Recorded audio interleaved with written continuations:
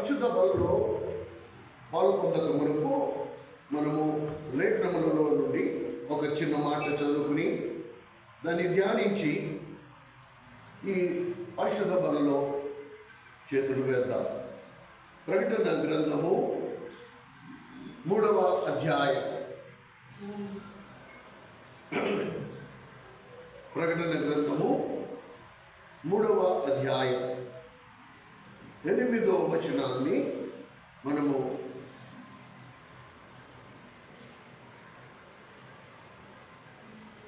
చదువుతాం. నీ క్రియలను నేను ఎరుగుదును, నీకున్న శక్తి కొంచెమైనను నీవు నా వాక్యమును గైకొని నా నామమును ఎరుగను అనలేదు. ఇదిగో తలుపుని ఎదుట తీసి ఉంచున్నాను, దాన్ని ఎవడను వెయ్యనేరడు. గడిచిన లక్షవారము మీకు జ్ఞాపకం ముందు మర్చిపోయారో తెలియదు, కానీ మర్చిపోవడం మన సహజ స్వభావం కనుక మళ్ళీ జ్ఞాపకం చేస్తారు. ఇదే అధ్యాయములో 3వ అధ్యాయములో 20వ వచనంలో ఏమని రాసు, ఇదిగో నేను తలుపు యొద్ద నిలిచి ద్వారము తట్టుచున్నాను, ఎవడైనాను నా స్వరము విని తలుపు తీసిన ఎడల నేను లోపలికి వచ్చి అతడితో నేనును నాతో అతడును భోజనము చేస్తాను.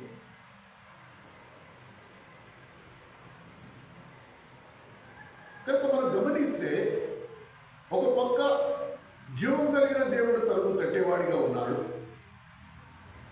తలుపు తీసిన ఎడల అతడు లోపలికి వచ్చి, అనగా ఆ యేసుక్రీస్తు ప్రభువు లోపలికి వచ్చి మనతో సహవాసం ఉండాలని ఇష్టపడుతున్నాడు, ఆశపడుతున్నాడు. ఇవాళ మనం చదువుకున్న లేఖన భాగంలో ఇప్పుడు ప్రభువే మాట్లాడుతున్నాడు. ఇదిగో నేను నీ ఎదుట ఒక తలుపు తీసి ఉంచి నేనే తీశాను. అయితే ఈ తీసిన తలుపులోకి నువ్వు వస్తే ఏం జరుగుతుంది? నేను నీకోసం ఒక తలుపు తీసి ఉంచాను, ఇప్పుడు నిన్ను లోపలికి రమ్మంటున్నాను. కనుక దేవుణ్ణి నూతనంగా ఒకవేళ మనము పరిచయం చేసుకోవాలంటే నా ప్రభు ఎట్టివాడు, తెరిచే దేవుడు. దేన్ని తెరుస్తాడు అంటే ప్రతిదాన్ని ముయ్యబడిన ప్రతి విధిని తెరుస్తాడు, దాగి ఉన్న ప్రతి పాపమును తెరుస్తాడు, సమాధానము లేని ప్రతి ప్రశ్నను తెరుస్తాడు. కనుక ముయ్యబడిన ప్రతి ద్వారాన్ని తెరిచేవాడు. పాత నిబంధన కాలంలో మీరు గమనిస్తే శారయ దగ్గర నుంచి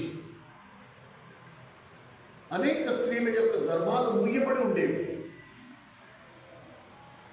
జీవం కలిగిన మన దేవుడు వారి గర్భాలు తెరచడం వలన వారి కడుపులలో నుండి ప్రయోజకులు పుట్టారు, గొప్ప గొప్ప దైవజనులు పుట్టారు. కనుక లేఖనం ఏం చెప్తోంది అంటే ఆయన మూస్తే మళ్ళీ తెరిచేవాడు ఎవరు లేడు, ఆయన తెరిస్తే దాన్ని మూయగలవాడు ఎవరు? దావీదు దేవుణ్ణి ఆరాధిస్తూ ఉండగా పెదాలు కదుపుతూ ఉంటే మిఖాయేలు అను తన భార్య, దావీదు తన భార్యలో ఒకటి, ఆయనను దూషిస్తే వెంటనే దేవుడు ఏమన్నాడు తెలుసా, ఇంకా ఎన్నడూ నీవు బిడ్డను కనకూడినట్లు నీ గర్భాన్ని నేను మూసివేస్తున్నాను.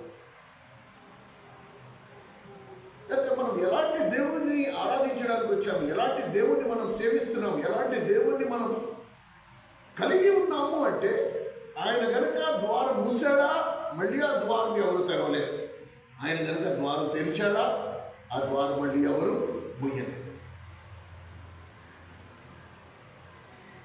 ఈ మాట మనమందరము బాగా అర్థం చేసుకోవాలి. అందుకనే పరిశుద్ధ గ్రంథంలో ఒక మాట ఎలా రాయబడిందంటే, నేను చదువుతాను, మీరు వినండి. యెహోవా చేత ఆశీర్వదింపబడిన వారులారా, మీరు వెలుపల బయట ఎందుకు ఆదికాండం 24వ అధ్యాయం, ఆదికాండము 24వ అధ్యాయం 31వ వచనం. ఆదికాండము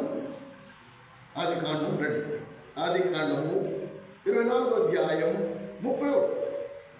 లాబాను ఇలా అంటాడు, యెహోవా వలన ఆస్వాదించబడిన వాడా, లోపలికి రమ్ము, నీవు బయట నిలిచేవేలా. కానీ మన మందిరానికి వచ్చేటప్పుడు ఏం చేయాలంట? ఎవరైతే మందిరానికి రావట్లేదో వాళ్ళతో ఏం చెప్పాలంటే, మనం యెహోవా చేత ఆశీర్వదింపబడిన వాడా, నీవు బయట ఎందుకు నిల్చుంటున్నావు, దేవుని మందిరానికి ఎందుకు రావు? ఇది నేను అనట్లే, ఇది దేవుడు లేఖనంలో ఎంతో స్పష్టంగా రాస్తుందో చూడండి. కనుక దేవుడు పెట్టిన నియమం ఏంటి?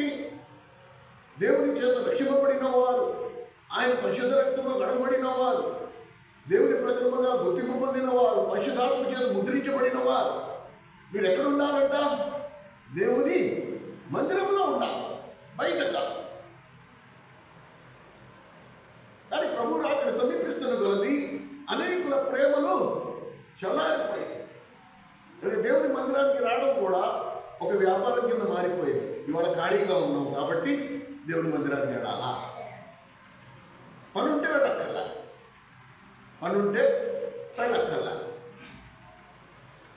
కానీ దేవుడు ఏమంటున్నాడు? యెహోవా చేత ఆశీర్వదింపబడిన వారు, మీరందరూ రక్షింపబడిన వారు. కనుక యెహోవా చేత ఆశీర్వదింపబడిన వారిలారా, మీరు బయట ఎందుకు నిలిచి ఉన్నారు? కానీ ఎక్కడికి రావాలా? దేవుని మందిరానికి. దేవుని మందిరంలో ఉండవలసిన వారు మనము దేవుని మందిరానికి రావాలి. ఇప్పుడు ప్రభు ఏమంటున్నాడు?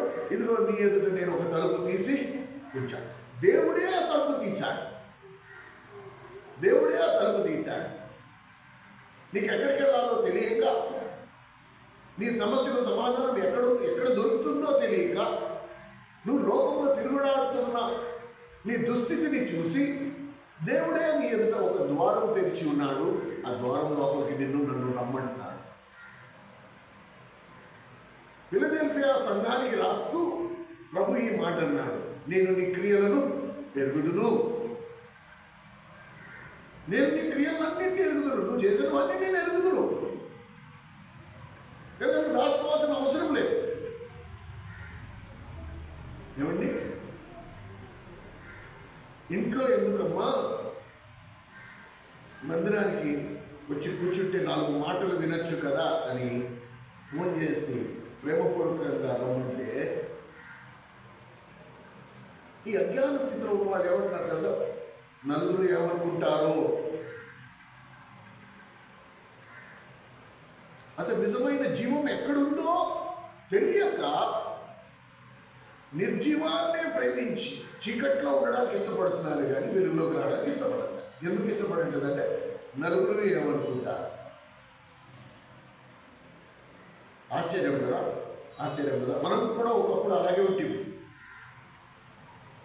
కనుక గమనించండి, ఈ ద్వారం లోపలికి వస్తే ఏం దొరుకుతుంది నాకు? దేవుడు ఎలాంటి తలుపు తీసి ఉంచాడు నా కోసం? ఎందుకు నన్ను లోపలికి రమ్మంటున్నాడు? ఈ తలుపు ఏం సూచిస్తుంది?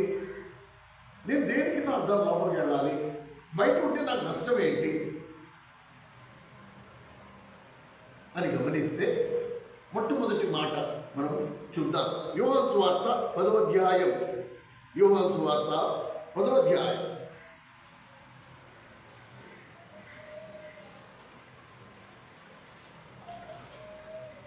యోహాను సువార్త 10వ అధ్యాయం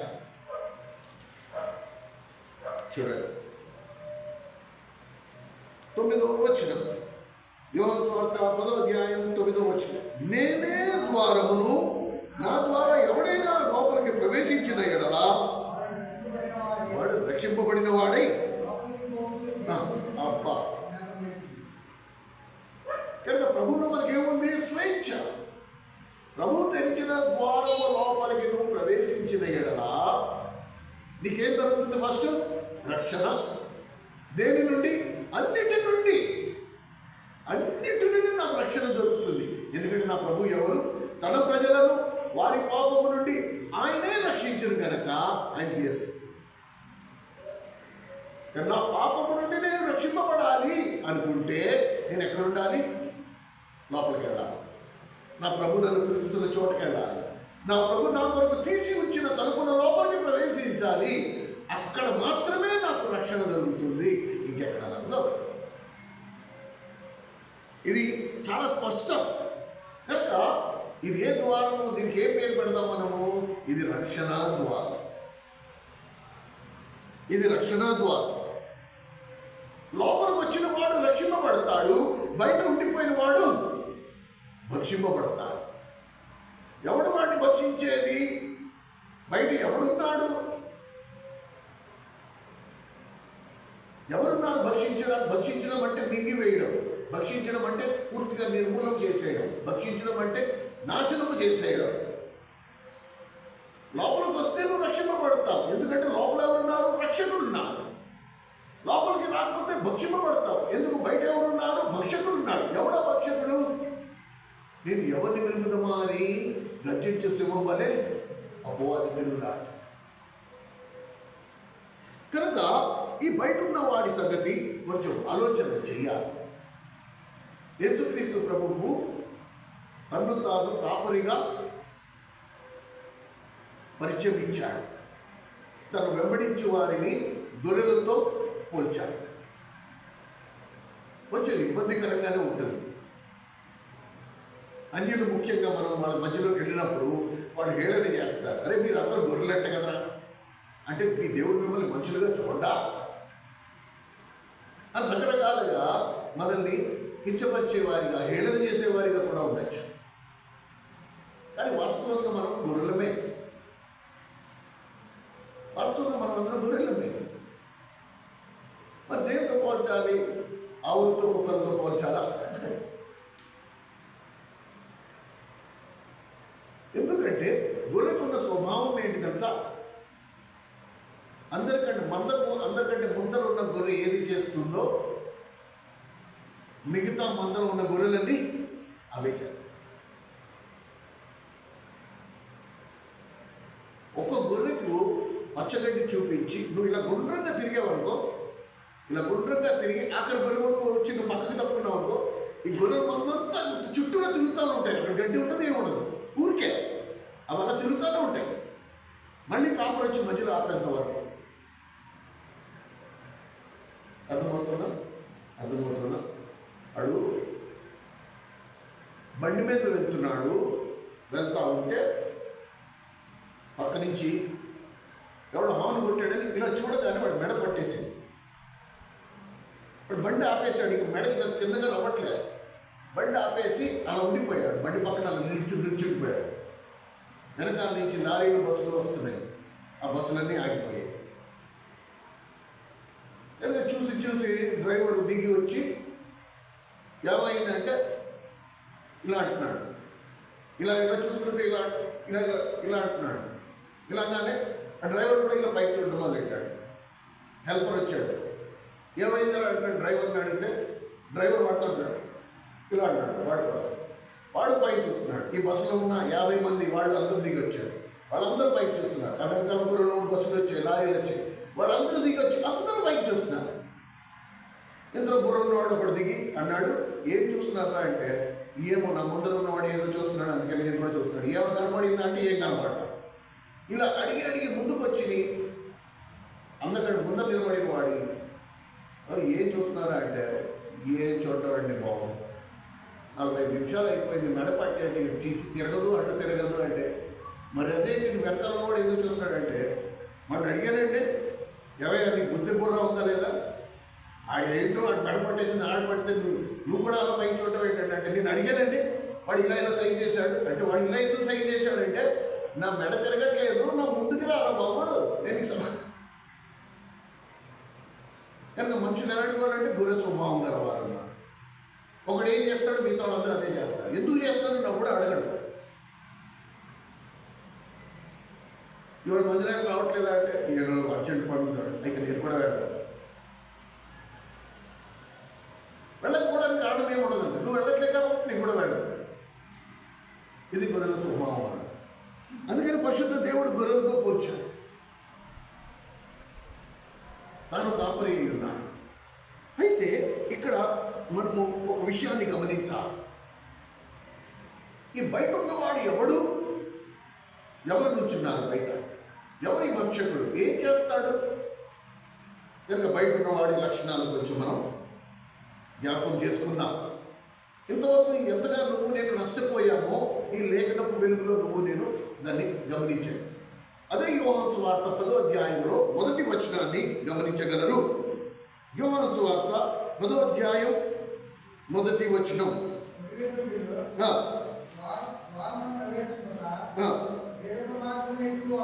గొర్రెల దొడ్డిలో ద్వారమున ప్రవేశింపక వేరొక మార్గమున ఎక్కువాడు దొంగయ్యి దోచుకుని వాడినై ఉన్నాడు. అది వచ్చేసారా? బయట ఎవడున్నాడండి? దోచుకున్నవాడు. వీడు దొంగ, వీడి పనే దోచుకోవడం. ఏమండి? వీడు పనే దోచుకోవడం. కనుక ఏం దోచుకున్నాడు అని మనం గమనిస్తే మనం ఏమనుకుంటాం, మన దగ్గర ఏం దోచుకోలేదే, అసలు నా దగ్గర ఏం దోచుకోలేదే, ఆ డబ్బులన్నీ బాగానే ఉన్నాయి, నా ఆస్తి అంతా కరెక్ట్గానే ఉంది, నా దగ్గర ఏం దోచుకున్నాడు వీడు అంటే, వీడు ఏం దోచుకున్నాడంట? నా ఆరోగ్యాన్ని దోచేశాడు.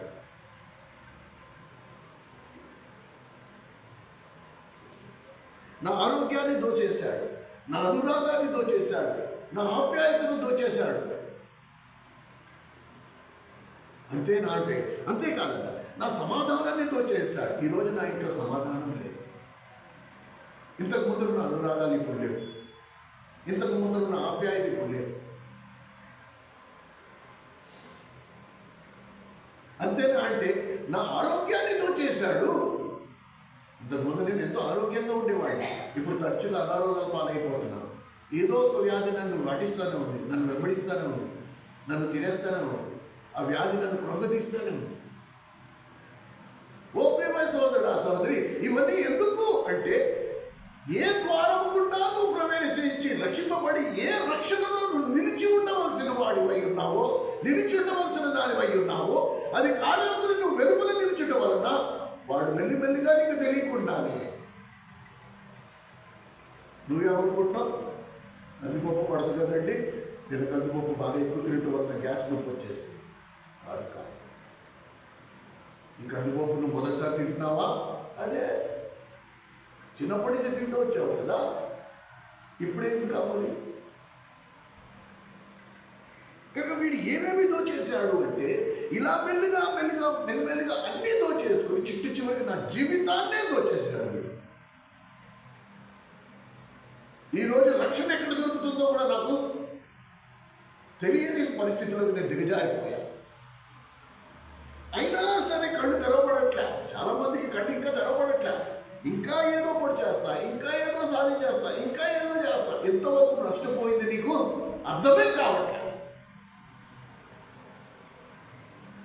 వినండి వినండి ప్రియులారా, ఎందుకు ఈ మాటలు చెప్తున్నాను అంటే, రక్షింపబడిన వాడు వివేచనను కోల్పోయాడు.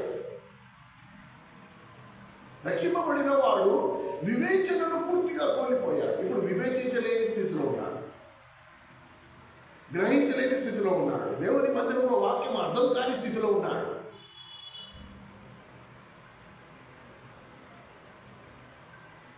కనుక మనము ఈ విషయాన్ని పూర్తిగా గ్రహించవలసిన అనుభవంలోకి రావాలి. ప్రభు తెరిచిన ద్వారం ఏది? నేను లోపల ఉన్నానా, బయట ఉన్నానా? ఒక మాట మీ అందరికీ నేను స్పష్టంగా చెప్పాలనుకుంటున్నాను. ఈ 24:31 రాయబడిన మాటను ఇప్పుడు మర్చిపోదు. యెహోవా చేత ఆశీర్వదింపబడిన వారు వాడా నీవు బయట ఎందుకు నిలిచున్నావు? మనకు దేవుని చేత ఆశీర్వదింపబడిన వారు, మన స్థానము ఇంటి లోపల, బయట కాదు. కనుక మనం లోపల ఉండవలసిన వారు బయట ఉంటే మనకున్న ప్రమాదం ఏంటో అర్థం చేస్తాం.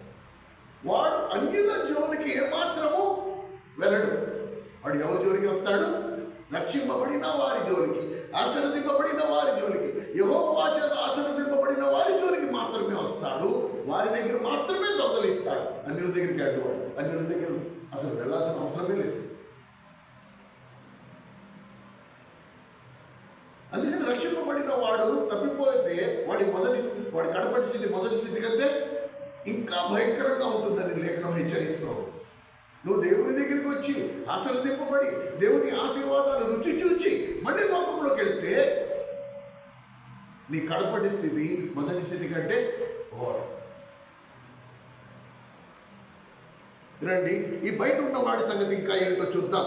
ఇదే యోహాను సువార్త 10వ అధ్యాయములో 5వ వచనాన్ని చూడండి. 5వ వచనం.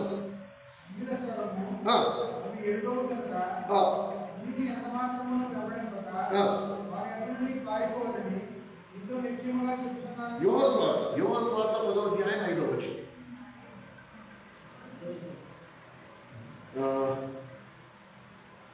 మళ్ళీ చదవండి ఒక్కసారి. కరెక్ట్.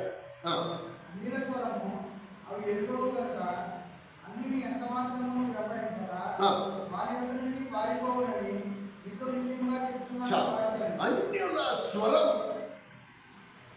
అన్యుల స్వరం, అన్యుల స్వరము అవి ఎరుగవు గనుక అతని అన్యుని ఎంత మాత్రమును వెంబడి.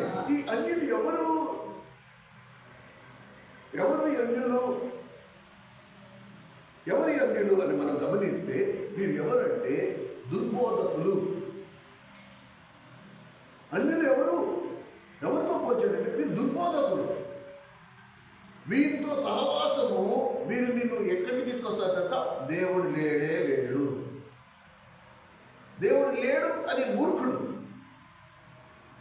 మన దగ్గర ఒప్పుకుంటే ప్రభు క్షమించేస్తాడు అని దుర్బోధ చేశాడు.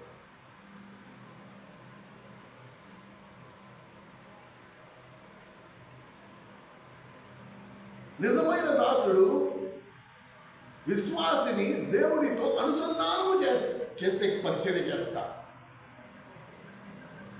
నేను గతంలో కూడా చెప్పాను, నిజమైన సేవకుడు ఎవరు అంటే మార్గదర్శిగా ఉండేవాడు మాత్రమే.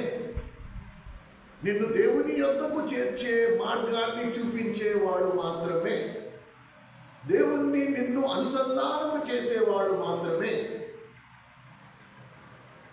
అలాగే నేను ప్రార్థన చేస్తా నీకు మేలు జరుగుతుంది అనేవాడు కాదు.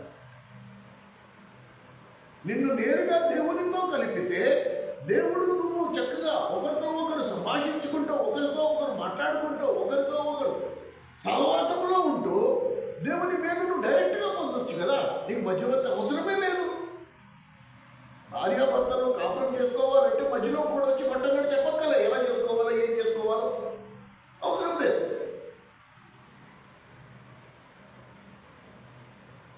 ప్రభు నా మనోనేత్రాలు వెలిగింపజేసిన నాటి నుండి నేటి వరకు నా బోధలో నేను ఇదే మాట చెప్తున్నాను. నేను కాదు ప్రార్థన చేయాల్సింది, నువ్వు ప్రార్థన చేసుకోవాల్సింది. ఎవరు ప్రార్థన చేయడంలో తప్పేం లేదు, కానీ నీ మూల ఉద్దేశం ఏమై ఉండాలి? నీకు ప్రభుత్వ వ్యక్తిగత సంబంధం ఉండాలి. దేవుడు పైనుంచి దిగొచ్చినోడేం కాదు. దేవుని దగ్గర నుంచి ఏదైనా పొందాలన్నా, దేవుని దగ్గరికి వెళ్ళాలన్నా అడ్డదారులు లేవు. నేను బైబిల్ అసలు తీను, నేను ప్రార్థన చేసుకోను. నా కోసము బోధకుడు, సేవకుడు రాత్రి తెల్లవారు కూర్చొని బైబిల్ ధ్యానం చేసి నాకు వర్తమానం చెప్తే నేను వర్తమానం వింటే నాకు సరిపోద్ది, అది నాకు పుణ్యం సంపాదించి పెడుతుంది. అలాగే ఆయన చేత నేను ప్రార్థన చేసుకుంటే నాకు మేలు జరిగిపోద్ది. చాలా తప్పది. ప్రార్థన చేయడమే తప్పు కాదు, కానీ అలా అనుకోవడం తప్పు.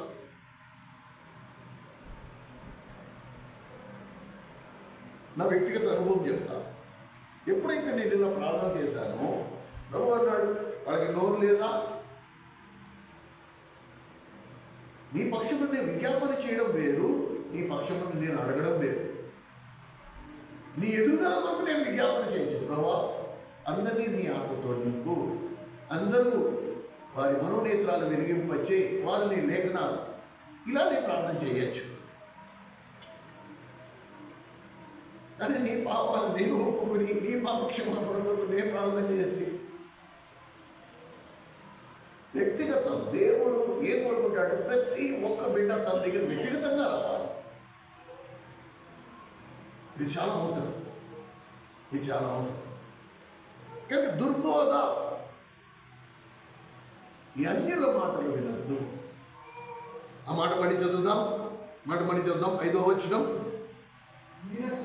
అన్యుల స్వరము అవి ఎరుగవు. ఏవి? గొర్రెలు ఎరగవు. గొర్రెలంటే ఎవరు? మనము. అన్యుల స్వరము అవి ఎరుగవు గనుక అన్యుని ఎంత మాత్రమును వెంబడింపక. వాళ్ళ మాటే నువ్వు వినద్దు, వాళ్ళ మాట వినద్దు, వాళ్ళ సలహాలు తీసుకోవద్దు. వాళ్ళు దేవుని ఎరగరు. దేవుని పిల్లలు కూడా వాడు స్వరాన్ని ఎరుగరు.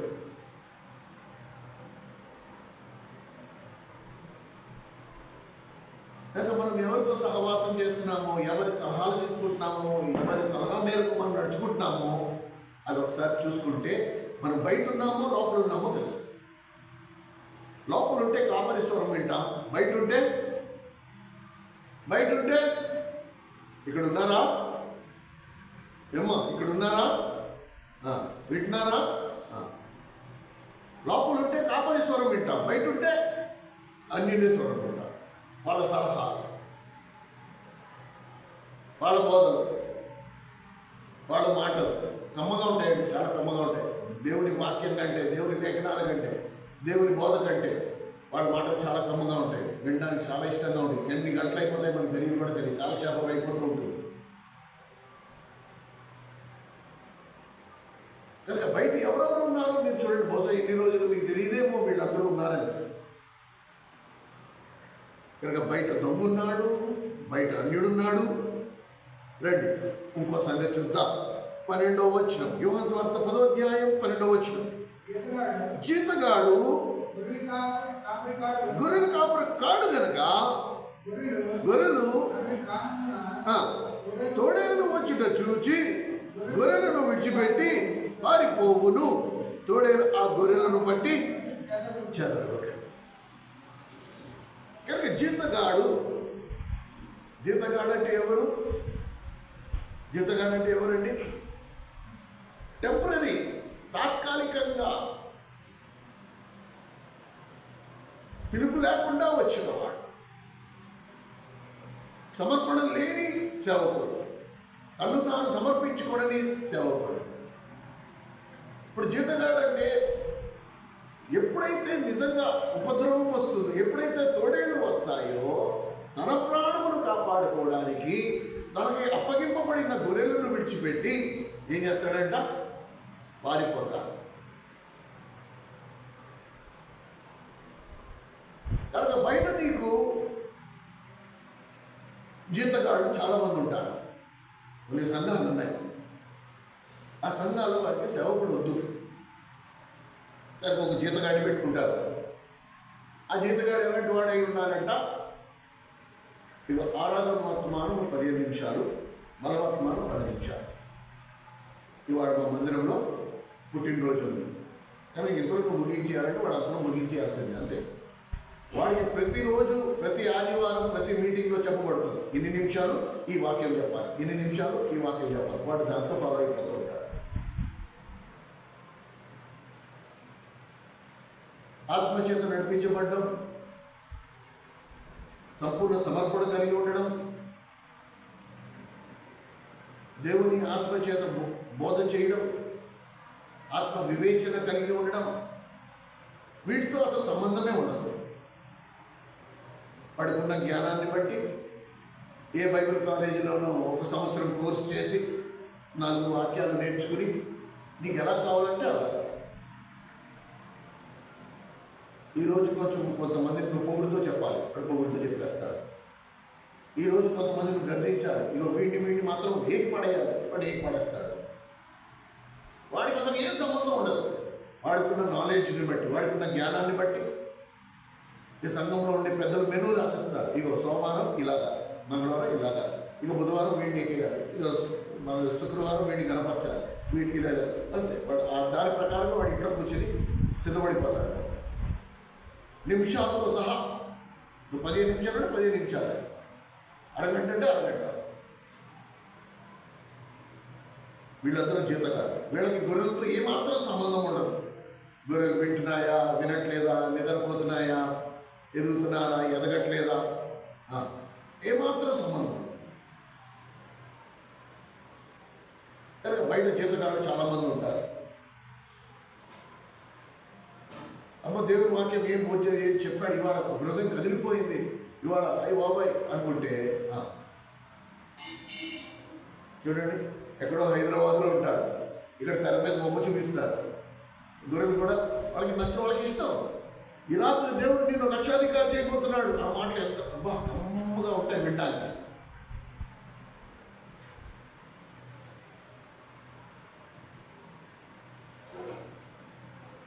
అలాంటి జీతగాళ్ళు కూడా ఉన్నారు.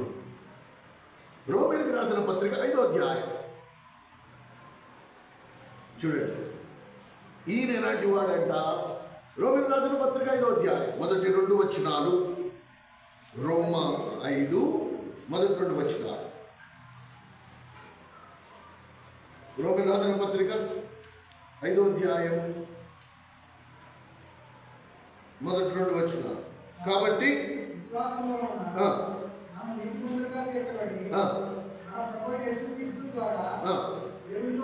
దేవునితో సమాధానము కలిగి ఉందుము మరియు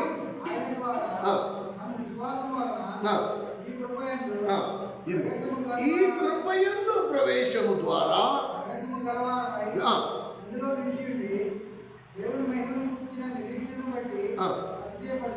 ఇక్కడ ఒక మాట మీరు గమనించండి. నువ్వు లోపల ఉన్నావో బయట ఉన్నావో ఎలా తెలుస్తుంది అంటే, ఇక్కడ చూడండి 2వ వచనం, మరియు ఆయన ద్వారా మనము విశ్వాసము వలన ఈ కృపయందు ప్రవేశము గలవారమై అందులో నిలిచి ఉండి. ఈ కృప ద్వారా ప్రవేశం గలవారమై అందులో నిలిచి ఉండి. ఇప్పుడు నిలిచుంటున్న వాడు నువ్వు పలకరించే వరకు చదువుకున్నా ఎలా ఉన్నావు, బాగున్నావు అంటే దేవుని కృప వలన బాగు. ఈ వ్యక్తి దేవుని కృపలో ప్రవేశించి అందులో నిలిచున్నవాడు కనుక నువ్వు ఏ మాట అడుగు ఆ మాటకు సమాధానం ఏమొస్తుంది? దేవుని కృప వల్ల బాగున్నా, దేవుని కృప వల్ల బాగున్నా, దేవుని కృప మంచి ఉద్యోగం వచ్చింది మీ అబ్బాయికి, ఏదో దేవుని కృప వల్ల వచ్చింది. ఆ మంచి సంబంధం కుదిరి, ఏదో దేవుని కృప వల్ల. ఇప్పుడు అందులో నిలుచున్నవాడు కాకుండా, అందులో అసలు ప్రవేశించినే లేకుండా ఉంటే ఎన్ని సంవత్సరాలు అయిపోయిందో దేవుడు నమ్ముకుని నువ్వు ఎన్నిసార్లు అడిగినా సరే ఏం సమాధానం వస్తుంది? ఏం బాగు అమ్మా, ఎలా ఉన్నానమ్మా అంటే ఏం బాగుందండి, బాగున్నానంటే ఏం బాగుందండి. ఎప్పుడు రోగాలే, మా కష్టాలు ఎప్పుడు తీరుతాయో, మా బాధలు ఎప్పుడు తీరుతాయో, ఏం బాగు. కానీ కృపలో ప్రవేశించి ఆ కృపలో నిలిచి ఉన్నవాడు వాడి నోట నువ్వు ఎప్పుడైనా కదుపు, వాడు నా నోట సమాధానం ఏంటి? దేవుని కృప వలన బాగున్నాము. ఒక పంట బాగా పడిందండి, దేవుడు దయండి, దేవుని కృప అండి. అది అనుభవిస్తున్నాడు కనుక, ఆ వ్యక్తి దేవుని కృపను అనుభవించాడు కనుక ఆ మహిమ ఎవరికి? దేవునికి. దేవుని మూలంగా జరిగింది. ఇందులో నా ప్రమేయం ఏమీ లేదు. ఆయన ద్వారం తెరిచాడు, అందులో కృప ఉంది, నేను లోపలికి ప్రవేశించి ఆ కృపలో నిలిచి ఉన్నాను. అంతే నా జీవితంలో కార్యాలు జరుగుతూ వస్తున్నాయి. పిల్లలకి పెళ్ళిళ్ళవని, వాళ్ళ ఉద్యోగాలవని, చదువులవని, ఏదైనా కానీ దేవుని కృప, దేవుని దయ, ఈ మాటలు వాళ్ళ నోటంటే ఎక్కువగా వింటాం. అందుని బట్టి ముఖ్యంగా సేవకులమైన మాకు అలా జడ్జిమెంట్ అన్నమాట. అలా మాకు తెలుస్తుంది ఎవరు ఎక్కడున్నారు, లోపల ఉన్నారా బయట ఉన్నారా. ఆ మాట సడన్గా బాగున్నారా అంటే దేవుడు ఎస్, ఈ వ్యక్తి లోపల ఉన్నాడు, దేవుని కృపలో ఉన్నాడు. ఏం బాగు అంటే వీడు బయట ఉన్నట్టే. ఏం బాగు అనే స్థితికి ఎందుకు వచ్చింది? వీడు ఎక్కడున్నాడు? రక్షణలో లేడు, బయట ఉన్నాడు. ఎక్కడ లేడు? కృపలో లేడు, బయట ఉన్నాడు. దుర్బోధకుల మధ్యలో ఉన్నాడు. దొంగకి గురైపోయినట్టున్నాడు. ఎప్పుడు పడితే దొంగడు వస్తున్నాడు, దోచుకుని వెళ్ళిపోతున్నాడు. అందుకని వీడి జీవితంలో బాగు లేకుండా అయిపోయింది. ఎప్పుడైతే మనం ద్వారం లోపలికి వచ్చాం, ఆ గొర్రెల ద్వారం లోపలికి వచ్చాం, ఆ ద్వారం లోపలికి వచ్చి నిలిచి ఉన్నామో అప్పుడు మన జీవితమే ఇంకో లెవెల్లో ఉంటుంది. ఇదే రోమన్ రాసిన పత్రికలో మీరు 10వ వచనం చూడండి. ఒకప్పుడు మనం దేవునికి శత్రువులమై ఉంటిమి.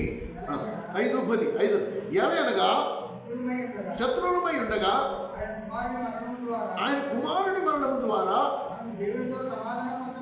మనం దేవునితో సమాధానపరచబడిన ఎడల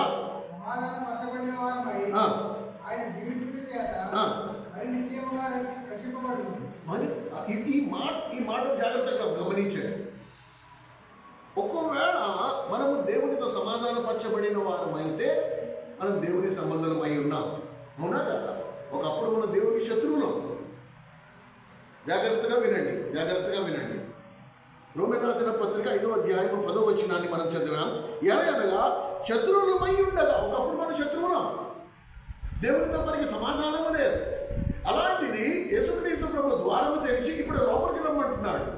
ఈయన పరలోకమందున్న తండ్రితో నిన్ను నన్ను సమాధానపరిచిన వాడు, మధ్యవర్తిగా ఉండి ఆ తండ్రి ఉగ్రత నుండి నిన్ను నన్ను కాపాడిన వాడు, ఆ దేవునితో సమాధానపరిచిన వాడు ఏమంటున్నాడు? ఎలాగనగా శత్రువులమై ఉండగా ఆయన కుమారుని మరణము ద్వారా ప్రభువు శిలువలో మరణించి నిన్ను నన్ను ఆ పరలోకమందున్న తండ్రితో సమాధానపరిచాడు. మరణించి కుమారుని మరణము ద్వారా మనము దేవునితో సమాధానపరచబడిన ఎడల సమాధానపరచబడిన వారమై ఆయన జీవించుట చేత మరి నిశ్చయంగా రక్షింపబడుదుము. ఒకవేళ మనం ఆ అనుభవంలో ఉంటే మరి నిశ్చయంగా రక్షింపబడతాం, రక్షణ కొనసాగుతాం. కానీ మనం లోపల ఉన్నామా బయట ఉన్నామా ఎలా తెలుస్తుంది అంటే ఇప్పుడు చూడండి, యేసుక్రీస్తు ప్రభుత్వ సహవాసం ఉన్న 11 మందికి ఈ సమాజం ఒక పేరు పెట్టింది. ఏం పెట్టిందా సార్? ఇదిగో లోకమును తలక్రిందులుగా చేయువారు. వీళ్ళు ఎవరండి? ఈ 11 మంది ఈ లోకాన్ని తలకిందులుగా చేయనంత శక్తి కలిగిన వారు. ఒక్క 11 మంది ప్రపంచాన్ని తలకిందులుగా చేసేసారు. ఒక 11 మంది. ఎందుకు ఈ మాట చెప్తున్నాను అంటే, నిజంగా కనుక నువ్వు నేను ప్రభుత్వ సహవాసం గలవారమై ఉంటే మన జీవితాలు ఎలా ఉండాలి? ప్రభు సుగుణాలన్నీ మనలో కనబడుతూ ఉండాలి. ప్రభు ప్రేమ గలవాడు, మనలో ప్రేమ ఉంటుంది. ప్రభు ఎప్పుడు మొహం మార్చుకోలేదు, నేను ఎప్పుడు మొహం మార్చుకుని ఉండను. ప్రభు ఎప్పుడు ఏ విషయంలో తొందరపడలేదు, నేను తొందరపడను. ఈ లక్షణాలు నాలో లేవు అంటే నేను లోపల ఉన్నాను బయట ఉన్నాను, అది మీ విజ్ఞతను విడిచిపెట్టాను.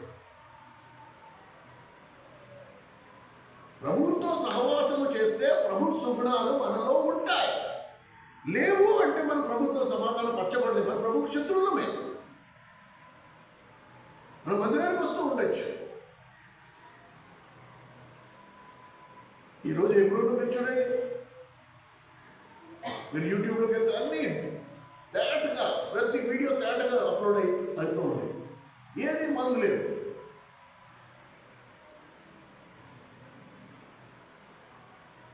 ప్రపంచంలో కొన్ని వేల కోట్ల మందికి రక్షణకు ఆధారమై ఉన్న హెబ్రోన్లో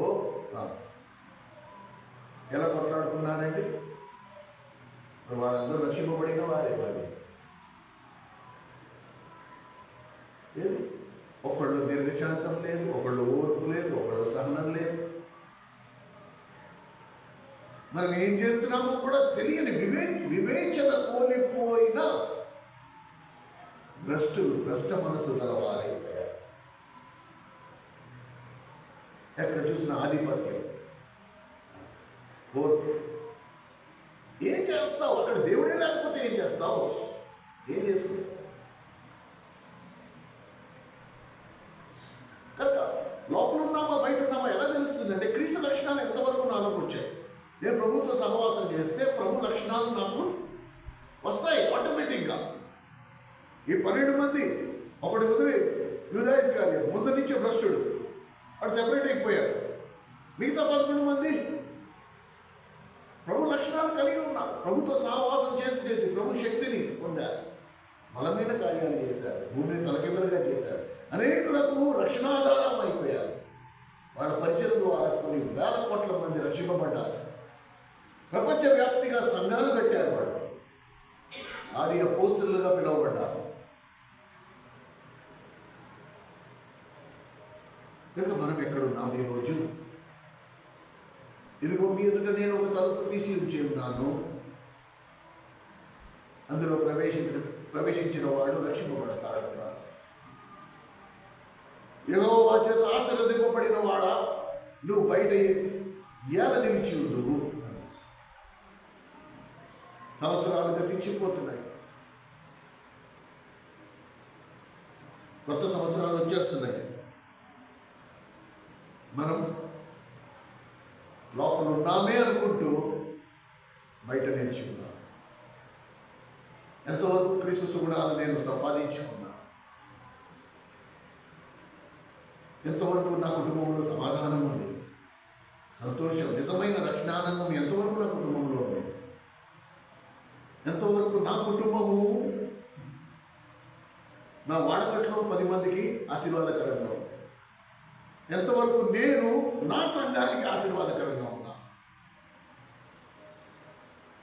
దేవుడు ఎందుకు నన్ను రక్షించాడు? నా పనేంటి? నేను దేవుడికి ఏం చేయగలను? ఈ ఆలోచన ఎంతమందికి ఉందండి? ఒకసారి ఆలోచించండి. రోజులు అయిపోతున్నాయి, గడిచిపోతున్నాయి. 331 రోజులు, 365 రోజులు అయిపోతాయి. డిసెంబర్ 31 వచ్చేస్తుంది. మళ్ళీ గతులేస్తారు. ఏమండి? వాళ్ళతో పాటు మనం. మీకు ఒక సింపుల్ లాజిక్ చెప్తాను ఇవాళ. ఎక్కడ చూసినా మైక్లో ఏం వినబడుతుంది? క్రీస్తు నేడు పుట్టెను. ఎక్కడ సందడి అంట? యెరూషలేములో సందడి, పశువుల పాకలో సందడి.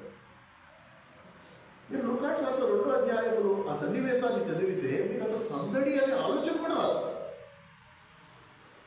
పెళ్లి కాని కన్యక గర్భవతి అయింది ఫస్ట్. ఒక పక్క రోమా సైన్యం ఎక్కడ దొరికితే చంపేద్దామా అని తిరుగులాడుతున్న పరిస్థితి. వీళ్ళు శత్రువులు చోటు లేక పశువుల పాకలో బిడ్డ పుట్టాడు. ఈ బిడ్డలు ఎవరికి కనపడకుండా ఎప్పుడు ఇక్కడి నుంచి తప్పించుకుని తిరిగి యెరూషలేముకి వెళ్ళిపోదామా అని ఆ భార్యాభర్తలు బిక్కులాడుకుంటూ ఆ బిడ్డను కాపాడుకుంటూ వాళ్ళు ఉంటే మనం ఏం చేస్తాం? యెరూషలేములో సందడ. యెరూషలేము సందడి ఎలా తెలిసింది? యెరూషలేములో సందడి క్రీస్తు నేడు పుట్టాడా? మీకు క్రీస్తు అనే వాడే పదజాలం కూడా అండి. నాకు ఎక్కువ బాధ ఏమేస్తుందంటే సేవకులు అని పిలువబడే వారే ఇవి విశ్వాసాలకి మొక్కుతా ఉంటే ఏం చెప్పాలా? క్రీస్తు నేడు పుట్టాడా? క్రీస్తు నేడు పుట్టాడా అంటే క్రీస్తు అంటే ఎవరు? అభిషక్తుడు. జాగ్రత్తగా వినండి. క్రీస్తు అంటే ఎవరు? అభిషక్తుడు అంటే లోక పాపమును మోసుకొని పోయే దేవుని గొర్రెపిల్లగా వచ్చినవాడు. వచ్చాడు అంటే ఈయన ముందు నుంచి ఉన్నవాడే. ఇప్పుడు పుట్టలేదు కదా, నంబర్ 1. నంబర్ 2,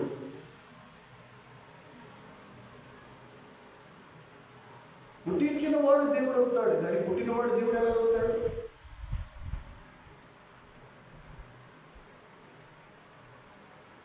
సృష్టించినవాడు దేవుడు అవుతాడు. ఆది కాండంలో ఆదాము అవ్వని దేవుడు సృష్టించాడు కనుక ఆయన దేవుడు. యేసుక్రీస్తు ప్రభువు సరే, యేసు అనే పేరు యేసు నేడు పుట్టాను అనొచ్చును, తప్పలేదు. క్రీస్తు నేడు పుట్టాను, నేడెలా పుడతాడండి? ఆది అంతము లేని ఆది సంభూతుడు ఆయన, అల్ఫా ఒమేగా, ఆది అంతము లేని వాడు, ఆయన ముందు నుంచి ఉన్నవాడు, అనువాడు. ఆయనకి పుట్టుక ఏంటండి? ఆయన పుట్టడం ఏంటండి? ఎంత దౌర్భాగ్యం కాకపోతే.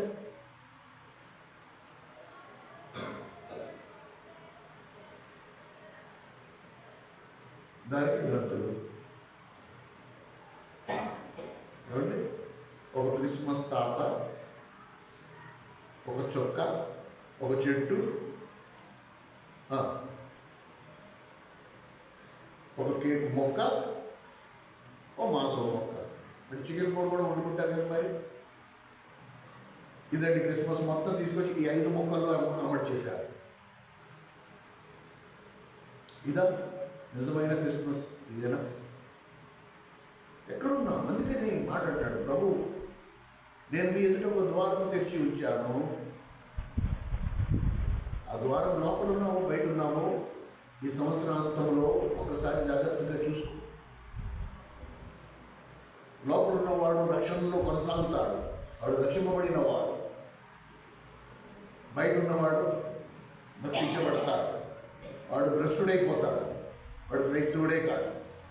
ఇది నేను చెప్పట్లేదు, లేఖనం చెప్తాను. ఇంకా బయట ఎవరెవరు ఉన్నారు అని మనం గమనిస్తే, కీర్తన గ్రంథం మొదటి కీర్తన, కీర్తన గ్రంథం మొదటి కీర్తన మొదటి అధ్యాయం నుండి మొదటి వచనం నుండి, దయచేసి క్షమించండి, మొదటి వచనం నుండి. కీర్తన గ్రంథము, కీర్తన మొదటి కీర్తన మొదటి వచనం.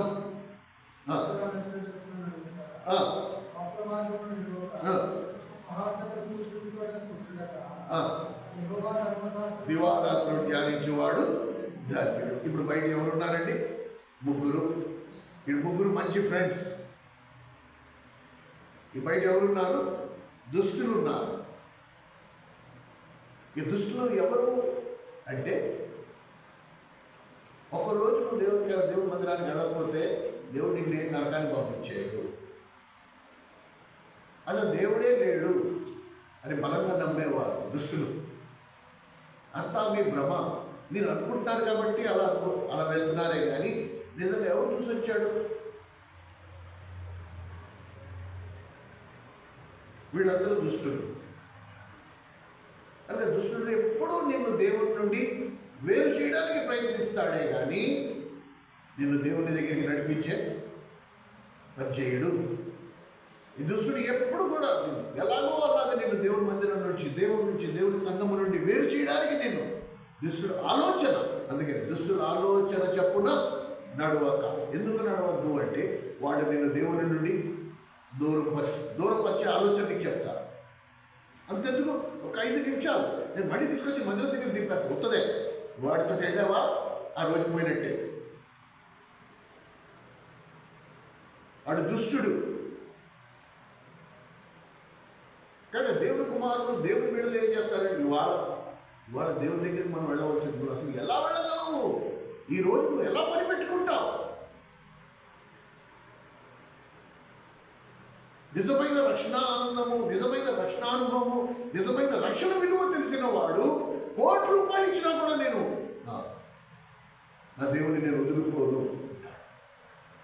అసలు దాని గురించి అవగాహనే లేని వాడు ఎవడు పిలిస్తే వాడు, ఎక్కడికి పిలిస్తే అక్కడ. అసలు వాడికి దేవుడికి సంబంధమే లేదు.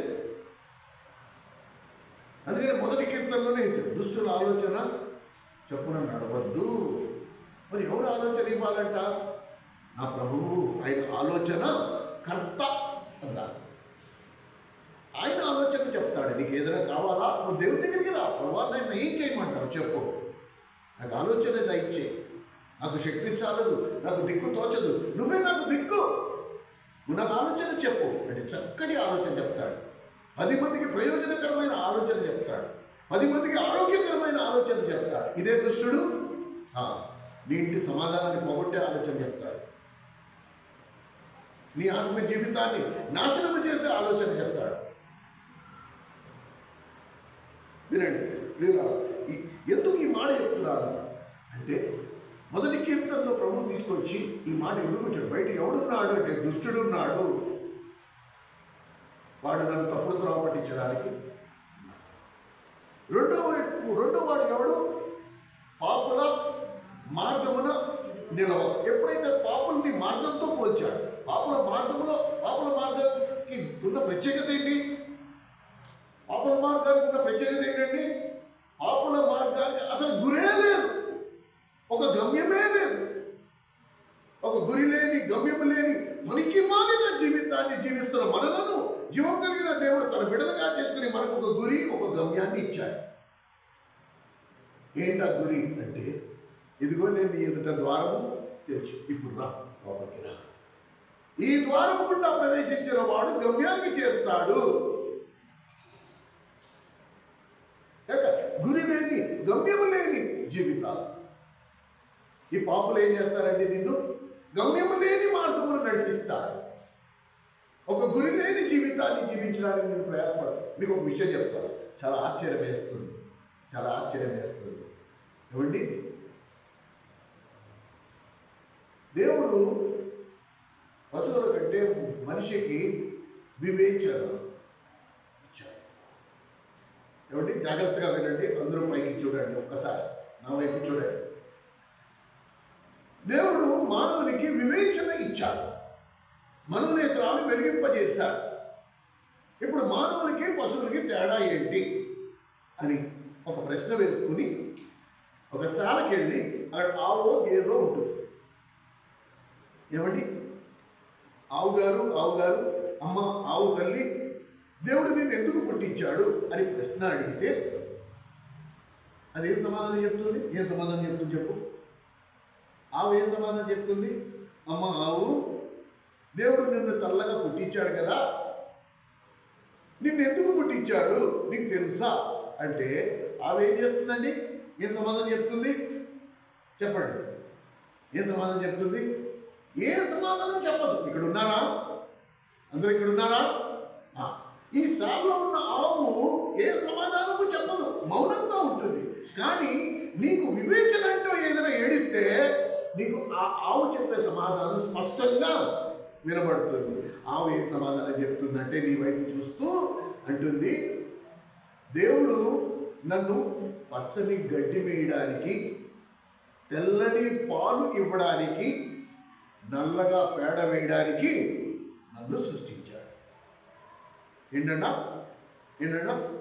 పచ్చని గడ్డి వేయడానికి, తెల్లని పాలు ఇవ్వడానికి, నల్లగా పేడ వేయడానికి నన్ను సృష్టించాడు.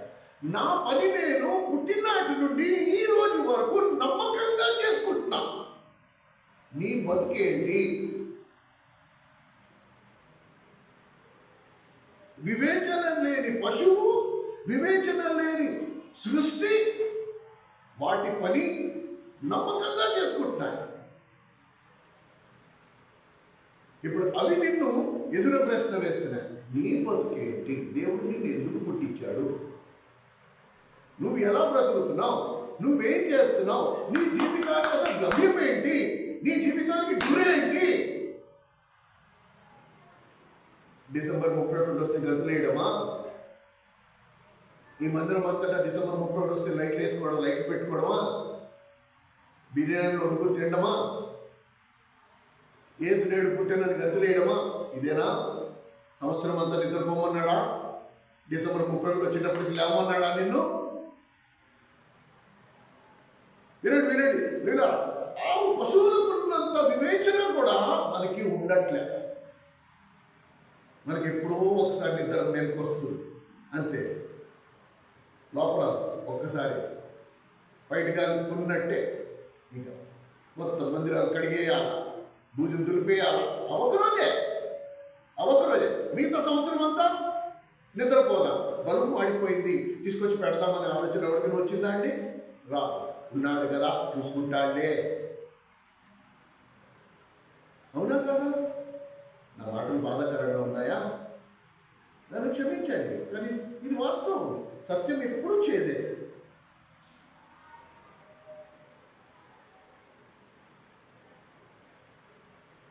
సంవత్సరంలో ఒక్కరోజు ఎందుకండి? సంవత్సరం అంతా మేలుకు ఉండండి. ఇగో ఇక్కడ ఇది లేదు, ఇది మనం చేద్దాం. ఇగో ఇక్కడ లేదు, ఇది మనం చేద్దాం. ఇగో ఇది మనకు లేదు, చేద్దాం. ఇదో గడ్డి పరకు పీకుదాం. ఇగో ఇది చేద్దాం, అది చేద్దాం. అండ్ దేవుడికి ఎంతో వందనాలు. ఇదే మందిరంలో దేవుడికి ఎంత అద్భుతకరమైన పరివారం ఇచ్చాడంటే ఒక్క సౌండ్ ఉండదండి, ఒక్క శబ్దం ఉండదు. దేవుడు భారం ఇచ్చాడు, సైలెంట్గా వస్తారు. ఇగో హలో, నేను ఈ పని చేస్తున్నా, చూస్తున్నారా? మీకు ఎవరో ఇన్ని ప్రసంగాలు లేవు, ఇన్ని సౌండ్ లేదు, ఏమీ లేదు, సైలెంట్గా వస్తారండి. దేవుడు వాళ్ళకి ఇచ్చిన భారం జాయిగా చేసేస్తారండి. వీళ్ళు ఎందుకు రాలేదని కానీ, వాళ్ళు ఎందుకు రాలేదని కానీ, నేనే ఎందుకు చెయ్యాలని కానీ అసలు వాళ్ళకి అసలు ఆలోచన కూడా ఉండదు. అలాంటి వాళ్ళని దేవుడు మందిరంలో పెట్టాడంటే ఎంత ఆశీర్వదింపబడిన సంఘం మంది నేర్చుకోవచ్చు. ఎంత ఆనందం వేస్తుంది, ఎంత సంతోషం వేస్తుంది. ఓ ప్రభా, నేను ఎంత ధన్యుడిని, నువ్వు నన్ను ఇలాంటి సంఘంలో తీసుకొచ్చి పెట్టావు. ఒక్క శబ్దం లేదు, ఒక అడిగింది లేదు. నాకు దేవుడు ఇది చేయమని చెప్పాడు, నేను చేసేస్తాను, అంతే, ఫినిష్. ఎంతమంది అలా ఉన్నాము? ఎంతమంది అలా ఉన్నాము? అందరూ లోపల ఉన్నవారుగా. దేవుడు ద్వారం తెచ్చాడు, లోపలికి రమ్మంటాడు. కానీ అందరికీ లోపలికి రావడానికి ఇష్టం ఉండదు. లోపలికి వెళ్తే మళ్ళీ ఎప్పుడు వదులుతాడో, మొత్తం వర్తమానం అయ్యేంత వరకు మనం లేచి బయటికి రావడానికి ఉండదు. కనుక బయటే ఉన్నాం. మైక్ ద్వారా వర్తమానం వినబడుతుంది కదా, ఎప్పుడు కావాలంటే అప్పుడు వెళ్ళిపోవచ్చు. అని చాలా మంది బయట ఉండడానికి ఇష్టపడతారు.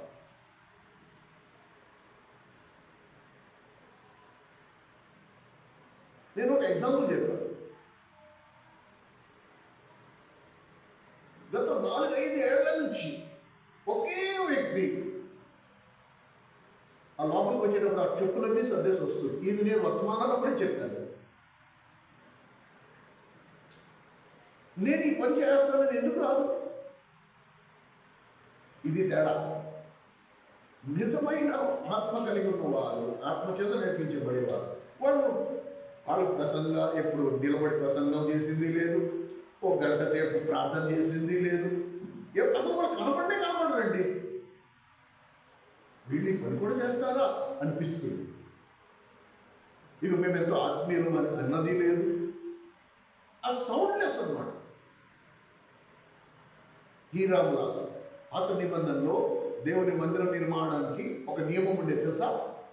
దేవుడు ఏ నియమం పెట్టాడు తెలుసా? నా మందిర నిర్మాణంలో నాకు శబ్దము వినిపించదు. మేకు కొట్టాలంటే ఎలా మేకు కొట్టేవారు తెలుసా? చెయ్యి అడ్డు పెట్టి,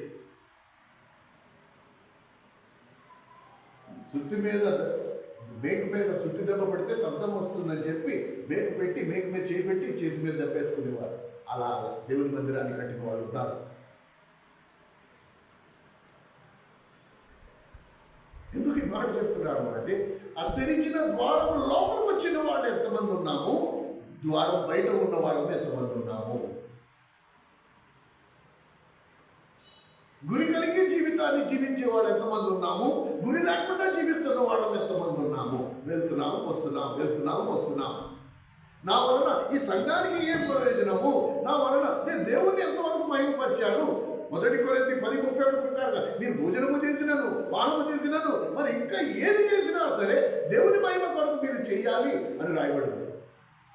కనుక నీ జీవితం దేవునికి ఎంతవరకు మహిమకరంగా ఉంది? యెషయా గ్రంథం 43:7 నా మహిమ కొరకు నేను సృజించిన నా ప్రజలు అన్నాడు దేవుడు. తన మహిమ కొరకు నన్ను సృజించాడు. నీ జీవితం దేవునికి మహిమకరంగా ఎంతవరకు ఉంది? నీ కుటుంబానికి నువ్వు ఎంతవరకు ఆశీర్వాదకరంగా ఉన్నావు? నీ జీవితాన్ని బట్టి నీ కుటుంబంలో ఎంతమంది మార్పు పొందారు? ఎంతమంది దేవుని దగ్గరికి వస్తున్నారు? నువ్వు ఎంతమందిని దేవుని దగ్గరికి నడిపించావు?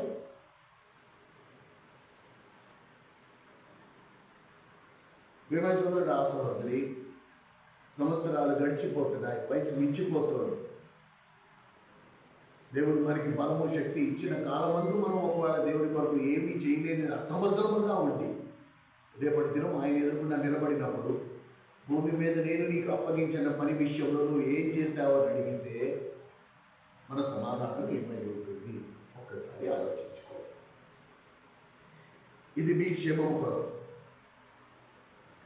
మూడో వ్యక్తులు ఎవరు అంటే అపహాసకులు. హాస్యము వేరు, అపహాసము వేరు. హాస్యానికి అపహాసానికి చాలా వ్యత్యాసం ఉంది. అపహాసం అంటే ఎదుటి వ్యక్తిని గాయపరిచి ఎదుటి వ్యక్తిని తోలునాడి అందులోంచి పుట్టించేది అపహాసం. కనుక మీరు జబిరీలు చూడండి, ఏ టీవీలు చూడండి, అది హాస్యం కాదు. జబర్దస్త్ గిబర్దస్త్ అది అపహాసం. అందుకనే అవి చూడటం పాపం అంటాం. హాస్యము వేరు. పూర్వదినాల్లో వికట కవులు వాళ్ళు రాసిన కవితలు వాటి ద్వారా హాస్యం పుట్టే. ఇప్పుడు ఎక్కడ చూసినా నీకు అపహాసం ఎక్కువ. ఒక వ్యక్తిని గాయపరిచి వాడి వ్యక్తిత్వాన్ని చీల్చి చెండాడి. అందుకని కీర్తనకారుడు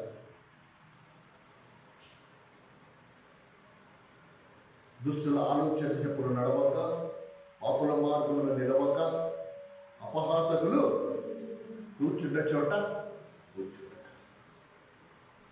మీరు అల్లరితో కూడిన ఆటపాటలు, ఈ మాటలను ఎందుకు రాశాడు దేవుడు?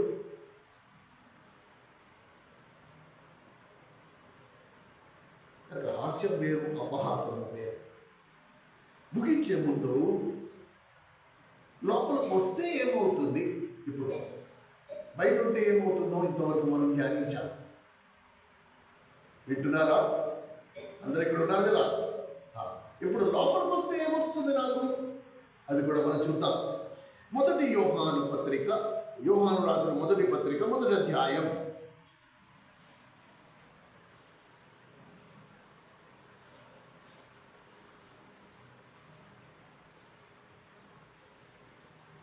యోహాను రాసిన మొదటి పత్రిక, మొదటి అధ్యాయం. పేజీ నెంబర్ చెప్పండి తీసిన వాళ్ళు.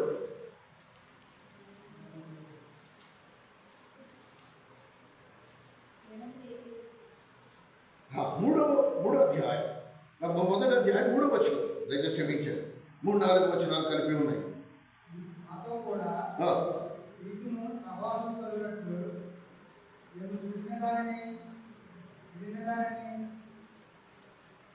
మొదటి యోహాను మొదటి అధ్యాయం 3వ వచనం. నేను పేరు సారీ లేదు, క్షమించండి. చదువు చదువు కరెక్ట్. మాతో కూడా మీకును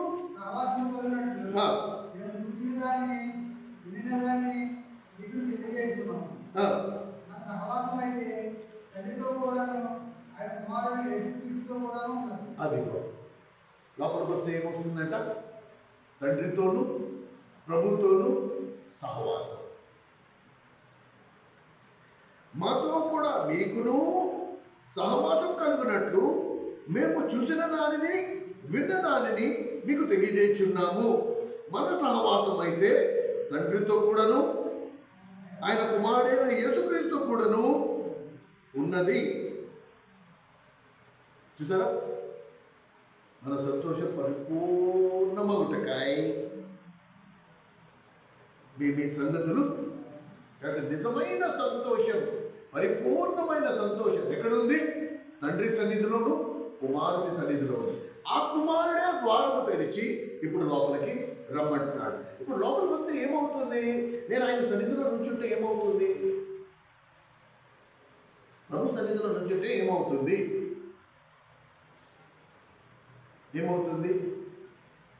మోషే 40 దినాలు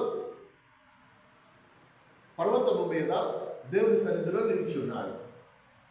దేవుడు 10 ఆజ్ఞలు 2 పలకల మీద రాసి మోషే చేతికి ఇవ్వగా, మోషే ఆ కొండ దిగి కిందకు వస్తుంటే జనము ఆయన ముఖము చూడలేకపోయారు. ఆయన ముఖంలో ఒక విధమైన తేజస్సు,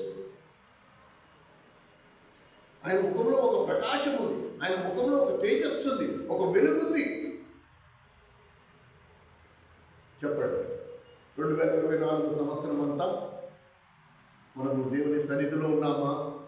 ఆయన తెరిచిన ద్వారం లోపల ఉన్నామా, బయట ఉన్నామా? ఇప్పుడు తేట తెల్లైపోతుంది. మన ముఖాలు ఎలా ఉన్నాయి? మనం చూసిన వారికి ఆ వెలుగు కనబడుతోందా? మనం చూసిన వారికి ఆ ప్రకాశము ప్రకాశిస్తోందా? అలా నేను చూస్తే దేవుని చూసినట్టుంది అని వాళ్ళు ఎవరైనా మీతో అన్నారా ఇంతవరకు? కానీ మోషేతో అన్నారు, మోషే నీ ముఖం మీద ఒక తెర వేసుకో, ఆ ప్రకాశం మేము చూడలేకపోతున్నాం. నిర్గమాకాండం 34వ అధ్యాయం, నిర్గమాకాండం 34వ అధ్యాయం 29వ వచనం. నిర్గమాకాండము 34వ అధ్యాయం 29వ వచనం. మోషే సీనాయి కొండ దిగుచుండగా మోషే చేతిలో ఉండెను.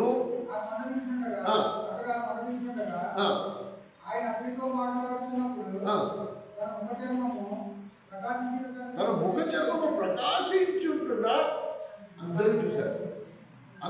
తన ముఖ చర్మం ప్రకాశించడం అందరూ చూశారు. ఈరోజు నీ నా ముఖాలు ఎలా ఉన్నాయి?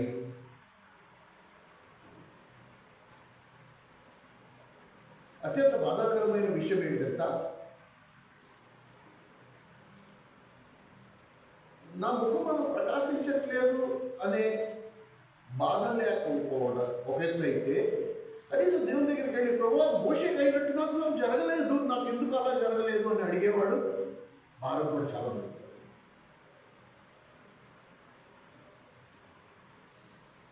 చాలా బాధ, చాలా దుఃఖం. నీ సన్నిధిలో నేను నిల్చుంటలేను. నీ సన్నిధిలో నేను నిల్చుంటే నా ముఖం కూడా ప్రకాశించాలి కదా. మరి మోషే నీ సన్నిధిలో 40 రోజులు నిల్చున్నాడు. నేను ఇన్ని సంవత్సరాలు అయిపోయింది మారు మనసు పొంది. మరి అలాంటప్పుడు మన ముఖాలు ఎలా ఉండాలా? ఆ దేవుడిని మనం ఎలా సేవిస్తున్నాము? ఆ ద్వారం లోపల ఉండి సేవిస్తున్నాము, ఆ ద్వారం బయట ఉండి సేవిస్తున్నాము. పాత నిబంధన కాలంలో అంతే, ఆవరణంలో నిలిచేవారు అనేక మంది, పరిశుద్ధ స్థలంలోకి వచ్చిన వారు కొద్ది మంది, అతి పరిశుద్ధ స్థలంలో ఎవరూ లేరు. ఎక్కడ దేవుడు ఉన్నాడో అక్కడ ఎవరూ లేరు. యేసుక్రీస్తు ప్రభు వచ్చి ఇప్పుడు ఆ 3 అడ్డు ద్వారాలు పక్కకి తొలగించి నీకు నేరుగా సమృద్ధి ప్రవేశాన్ని నీకు నాకు కలుగజేశాడే. జీవం కలిగినది, నూతనమైనది, సజీవమైన మార్గము నీకు ప్రతిష్ఠింపజేశాడే. ఇప్పుడు అందులో నువ్వు నిజంగా ప్రవేశించుంటే నీ ప్రవర్తన ఎలా ఉండేది? నీ మాట ఎలా ఉండేది? నీ ముఖ కాంతి ఎలా ఉండేది? ఇప్పటి జనానికైతే అలా జరిగింది. కొత్త నిబంధనలు కూడా ఉంది అన్నమాట. మరి మనలో ఎందుకు జరగలే? ఎందుకు బట్టి అయినా కొంచెం ఆలోచన, ప్రభు నేను బయట ఉన్నానేమో, నన్ను క్షమించు, నువ్వు తెరవడిన ద్వారంలోకి నేను ఇంకా ప్రవేశించలేదు. గురి లేని పాపుల జీవితాన్ని జీవిస్తున్నా, గమ్యం లేని యాత్రలోనే ఉన్నా, దుష్టుల ఆలోచన చెప్పున నడుచుకుంటున్నా, అపహాసకులతో ఎక్కువ సమయాన్ని గడుపుతున్నా. అందుకే నా ముఖంలో ప్రకాశం లేదు.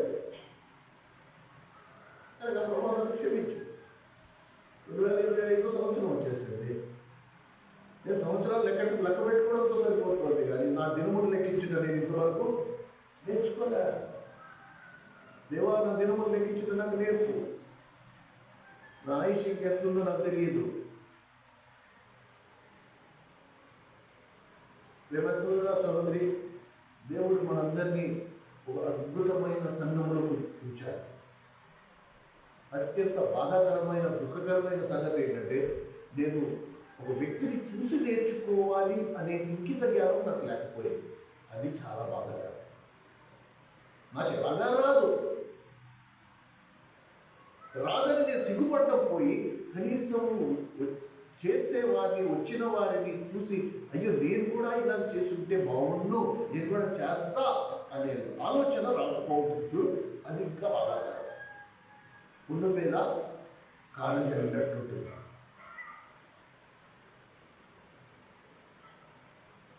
మన పిల్లల దగ్గరికి వస్తే మనం ఏమనుకుంటాం, మన పిల్లలు ఇంకా వృద్ధిలోకి రావాలి, ఇంకా మెరుగైన స్థితిలోకి వెళ్ళాలి, ఇంకా మంచి చదువులు చదవాలి, ఇంకా మంచి ఉద్యోగాలు చేయాలి, ఇంకా మంచి ప్రవర్తన రావాలి. కానీ ఆత్మీయ జీవితం దగ్గరికి వచ్చేటప్పుడు నేను ఇంకా ఆత్మీయంగా ఎదగదనే ఆలోచన ఉండట. కాలక్షేపం, సంవత్సరాలు గడపడం, వెళ్ళామా వచ్చామా అంతే. ఆ డిసెంబర్ 31 తారీఖు రావడం, ఎన్ని మొత్తం లేచాయి, ఎన్ని విస్తరలు వేసాం, ఎంతమంది వచ్చి తిని వెళ్ళారు, ఏం వండుకున్నాం, ఇవి జ్ఞాపకం ఉంటున్నాయే. కానీ సంవత్సరం అంతా దేవుడు ఏం మాట్లాడాడు, ఆ దేవుని వాక్యపు వెలుగులో నా బతుకు ఎలాగుంది, నేను ఎలాగున్నా, గడిచిన సంవత్సరం నేను ఎలాగున్నా, ఈ సంవత్సరం నేను ఎలాగున్నా. అయ్యో దేవుడు మాట్లాడినట్టు సార్లో కట్టబెట్టిన ఆ పశువుకి నాకు తేడా ఉందా, లేకపోతే ఆ పశువు ఎలా ఉంటుంది నేను.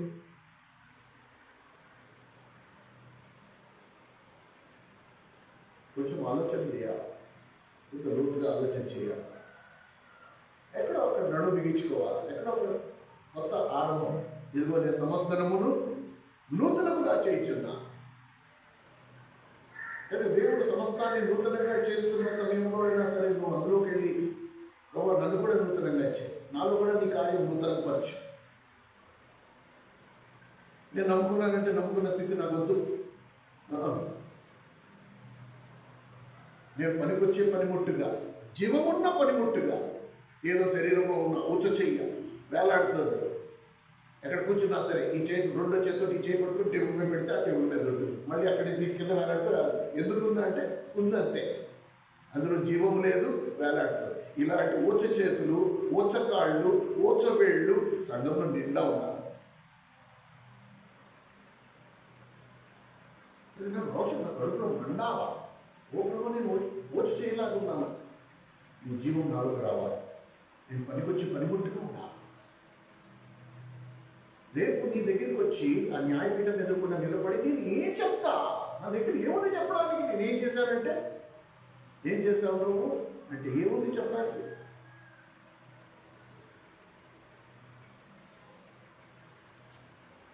కనుక మనము అందుకనే ఎబ్రియల్ రాసిన పత్రిక 10వ అధ్యాయం, ఎబ్రియల్కి రాసిన పత్రిక 10వ అధ్యాయం 25వ వచనం. ఎబ్రియల్ రాసిన పత్రిక 10వ అధ్యాయం 25వ వచనం. అందరూ మానుకున్నట్లుగా సమాజముగా కూడట మానక ఒకరిని ఒకరు హెచ్చరించుకుంటుడు, ఆ దినము సమీపించుట మరి ఎక్కువగా అలా చేయొచ్చు.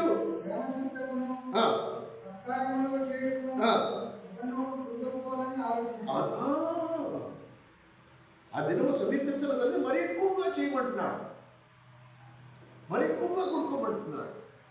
చక్కటి మందిరం ఇచ్చారు.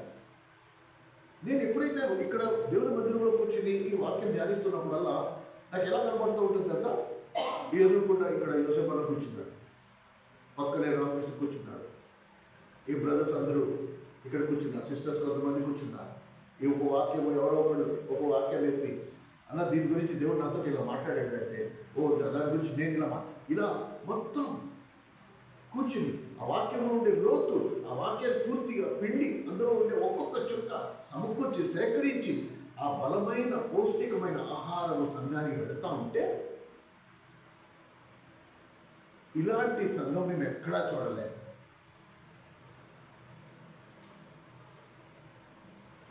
నాకు ఎప్పుడు అలా ఇక్కడ కూర్చొని ఒంటరిగా కూర్చున్నప్పుడల్లా నాకు అనిపిస్తుంది ఇంత పెద్ద మందిరం ఇచ్చాడు అని, ఏ ఉపయోగకరంగా లేకుండా అయిపోతుంది. ఇక్కడ కూర్చుని కనుక 10 మంది ఏదైనా లేఖనము మనం ధ్యానించి ఒక్కొక్కరి తలంలో ఒక్కొక్కరు ఆలోచనలు సేకరించి దాన్ని ఒక వర్తమానంగా తయారు చేసి ఆ సంఘానికి ఎంత ఆరోగ్యం.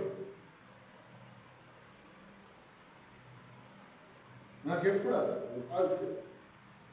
కానీ నేను ఎప్పుడు ఒంటరిగా ఉంటాను ఇక్కడ. ఎప్పుడు పెట్టి మీద ఒంటరిగా వచ్చేది ప్రార్థన చేసుకుంటా, ఆ వాక్యం ధ్యానిస్తా.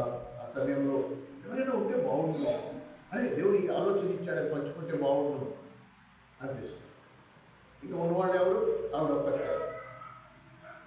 అతన్ని పిలిచి మళ్ళీ ఇలా చెప్పి, ఇందులో ఇలా రాస్తుంది కదా, దిగ్గు దేవుడు ఇలా మాట్లాడు, ఇలా దీనికి ఈ భావం ఉంది, ఇలాంటి అర్థం వచ్చింది, ఇది ఎంతవరకు కరెక్ట్? నాకు వచ్చింది కరెక్ట్ అని నేను తీసుకోలేదు కదా. నేను ఎప్పుడైనా ఇంకా ఇద్దరు ముగ్గురితో పంచుకుంటాను, వాళ్ళకి కూడా తాకేది అన్నా, ఎస్ ఇది కరెక్ట్. లేకపోతే ఆ బోధ దుర్బోధ అయిపోతుంది, ఎవరికి ఆరోగ్యం వంట పట్టని బోధ అయిపోతుంది. కూర్చోవాలి. ఇంత చక్కటి మందిరం ఇచ్చాడు దేవుడు, ఏది కొదువు చేయాలి, అన్ని సమృద్ధిగా ఇచ్చాడు. కూర్చుని ధ్యానించి ఆ తలపు షేర్ చేసుకుని రాసుకుని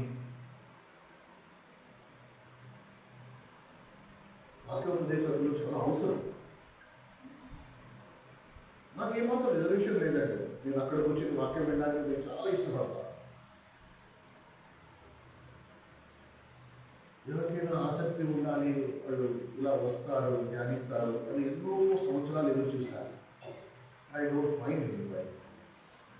ఎవరికి ఆ ఇంట్రెస్ట్ కూడా రాలా, ఆసక్తి కూడా రాలా. బతుకుండగా దేవుడు నాకు ఆ కోరిక తీరుస్తాడని నేనైతే అనుకుంటున్నాను. రండి ప్రార్థన చేసుకుని ప్రభు వల్ల పాల్గొందాం.